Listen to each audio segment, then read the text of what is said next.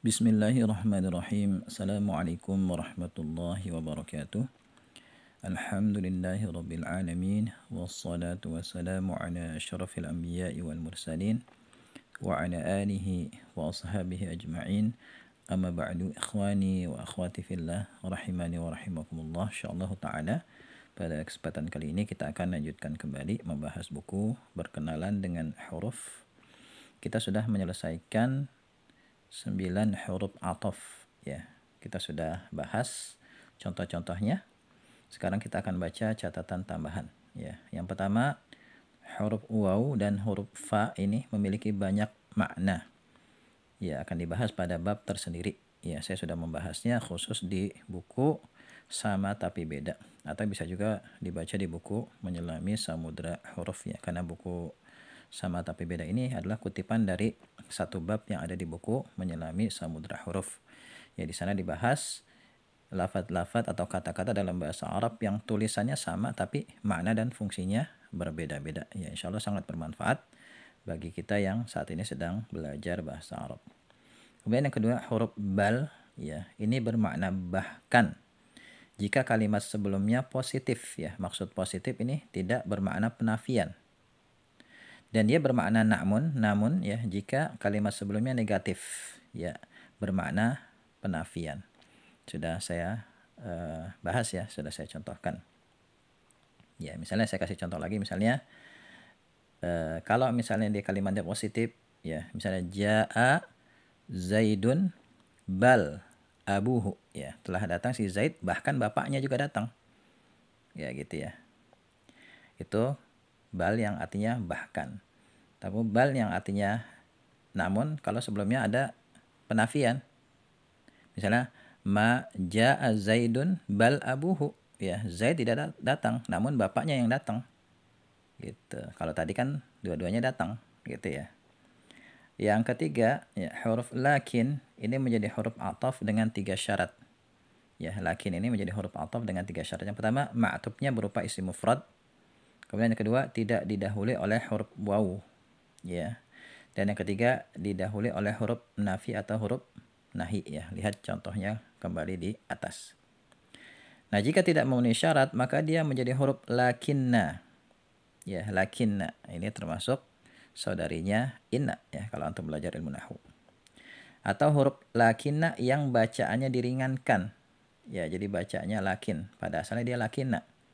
Ya, yang bacanya diringankan sesuai konteks kalimatnya. Jadi kita bisa pahami hal ini dari konteks kalimatnya. Misalnya pada ayat Al-Qur'an ya, walillahi khazainus samawati wal ardi walakinnal munafiqina la yafqahun. Padahal kepunyaan Allah lah perbendaharaan langit dan bumi. Tetapi ya, tetapi orang-orang munafik itu tidak mengetahui. Walakinnal munafiqina la yafqahun. Ya. Ya, di sini dia lakinna, huruf termasuk saudarinya inna.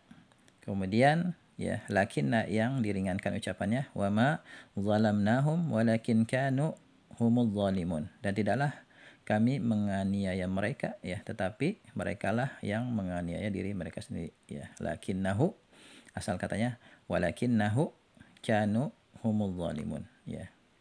Atau walakinnahum kanu humuz zalimun. Akan tetapi mereka ya, merekalah yang berbuat zalim,